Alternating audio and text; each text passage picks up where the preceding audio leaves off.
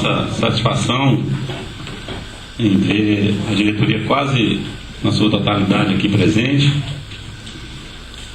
atendendo aí ao chamado no último dia, né? Porque a gente sempre realiza a primeira, porque a diretoria se reúne 2 vezes por ano. Então, geralmente a gente faz a primeira no mês de fevereiro até a primeira quinzena de março. Esse ano a gente, em função da agenda nacional, a gente teve que segurar um pouco essa reunião. Então, nós tivemos 2 eventos nesse ano que é uma característica diferente dos anos anteriores. Nós tivemos a antecipação da marcha das centrais sindicais, que sempre se realiza no segundo semestre, foi antecipado para o primeiro semestre. Nós tivemos a reunião da Executiva Nacional, que geralmente acontece no mês de maio, tivemos ela antecipada em função do Congresso da nova Central Nacional, que acontecerá de 25 a 28 de junho. Então, em função da prioridade dessa agenda da direção nacional, nós seguramos um pouco esta reunião. Até porque já tínhamos quase que a certeza de que o evento que a gente vinha já nos últimos 2 anos realizando, junto com as demais centrais, a comemoração do 1º de maio, ela não logrou êxito esse ano. Houve um descumprimento da prefeitura no que diz respeito a gente não ficar todo ano tentando negociar com o poder público a festa do trabalhador. Foi feito um pré-acordo das centrais sindicais com o prefeito Eduardo Paes, que ele assumiu um compromisso, inclusive quem esteve no ato que nós fizemos na ABI, ele assumiu de público esse compromisso, que colocaria no calendário de eventos da cidade do Rio de Janeiro a festa do Dia do Trabalhador. E não cumpriu conosco. Por isso, esse ano, não haverá o evento conjunto das centrais sindicais no Rio de Janeiro, na apoteose, como estava previsto. Alguns comentários dizem que ele ficou muito chateado com a greve que teve no dia do aniversário da cidade, a greve de ônibus. Quer dizer, não tem nada a ver uma coisa com a outra, né? Mas, geralmente, esses políticos que acham que estão acima do bem e do mal, usam o poder para fazer represália contra a manifestação legítima dos trabalhadores. Então, se foi esse o motivo, é muito lamentável, porque nós já, naquela ocasião, o movimento sindical, não foi só o sindicato de motoristas, o movimento sindical sofreu um ataque ao direito de greve, porque esse tribunal do Rio de Janeiro expediu uma liminar naquela oportunidade, dizendo que tinha que 80% dos trabalhadores tinham que voltar ao trabalho e uma multa de 200 mil diárias para o sindicato e mandado de prisão para a diretoria que descumprisse a determinação judicial. Então, diz que tem direito à greve, mas com a canetada tirou o direito de greve. Então a gente sofreu essa violência por parte do judiciário e uma represália por parte do poder público. Mas todos aqui têm muita experiência no movimento sindical e sabem que a luta é sempre difícil para a classe trabalhadora, não é diferente, né? Então, a nossa pauta hoje, a gente está colocando aqui, primeiro houve uma descentralização ou uma centralização, que a gente aqui no Rio fazia um contato direto com as entidades, aqui só não, no Brasil inteiro era assim, com as entidades, com respeito à mensalidade, cobrança, era feito pelo Rio de Janeiro. E foi no momento que as centrais começaram a se organizar, não tinha ainda o imposto sindical e tal. Como a responsabilidade, e nós aqui no Rio de Janeiro todos os estados estaduais são subordinados à nacional, então a partir de agora a cobrança, a emissão da mensalidade, da contribuição das entidades passa a ser feita a partir desse mês. Vocês já devem ter recebido já a boleta por Brasília.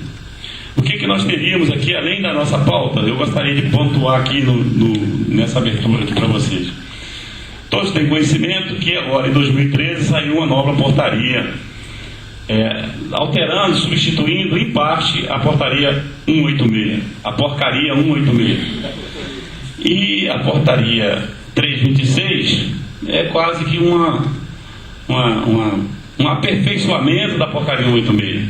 Tanto é que tudo indica, pela posição do nosso presidente, as confederações vão manter a dita inconstitucionalidade, porque no que diz respeito à organização sindical de segundo grau, a portaria 326 não trouxe nenhuma novidade, ou seja, ela fere o princípio da organização sindical brasileira, porque admite a pluralidade na cúpula.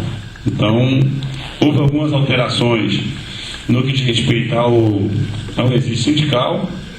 Sugiro aos companheiros que, se quiserem, tem um estudo que eu consegui acessar do DIAP, que fez uma análise técnica da nova portaria, muito interessante. É só vocês acessarem a página do DIAP, não precisa ser assinante, que vocês vão ter acesso a esse estudo. Existe a análise da portaria 326, bem interessante.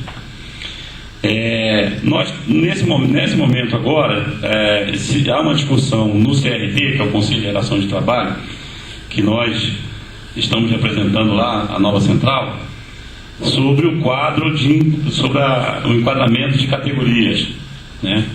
Uma discussão se o Judiciário brasileiro, se a Constituição de 88, se ela preservou ou não o artigo 577 da CLT, que é o enquadramento sindical. Então, se levarmos em consideração que as decisões do Supremo todas referendam o quadro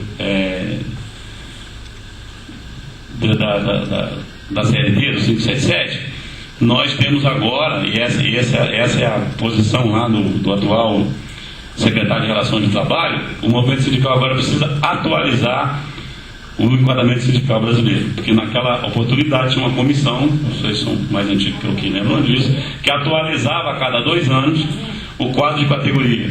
Com a Constituição de 88, que vedou a intervenção do Estado na organização sindical brasileira, essa comissão de enquadramento sindical foi destituída por força da Constituição, do artigo 8º da Constituição, e desde então nós não temos nenhum quadro de atualização de categorias. E novas categorias surgiram nos últimos 20 anos, outras foram extintas, outras foram desmembradas. Então tem um grupo de trabalho lá no Ministério discutindo isso, enfrentando, toda vez que tem uma discussão com relação à organização sindical brasileira, nós sabemos que algumas centrais defendem pluralismo, e todas essas discussões em cima da atual legislação é uma brecha para eles tentarem defender dentro da discussão o que eles defendem, que é o fim do imposto sindical e a pluralidade no todo. Eles não estão satisfeitos de já estarem praticando, por via dessas porcarias, a pluralidade na cúpula. Eles querem também consolidar isso nas entidades de primeiro grau. Então a nova central tem resistido bravamente a isso. Podemos afirmar, sem sombra de dúvida, que a única central sindical que tem mantido essa postura é a CTB. As demais são de momento, a UGT e a Força Sindical é um momento político, está próximo do governo, está longe do governo, entendeu? Eles oscilam, não tem uma posição firme com relação à defesa da estrutura sindical brasileira, da CLT, que nesse ano, né, completa 70 anos. A gente tem visto o jornal Globo, quem leu aí nos últimos 3 dias, domingo e ontem, e hoje também eu não vi ainda a matéria, mas deve ter alguma coisa, está praticamente fazendo um ataque aí à nossa CLT, que completa, a jovem CLT que completa 70 anos nesse ano. Tanto que as comemorações de amanhã, no 1º de maio, é tema garantido em todos os eventos no Brasil afora, os 70 anos da nossa CLT.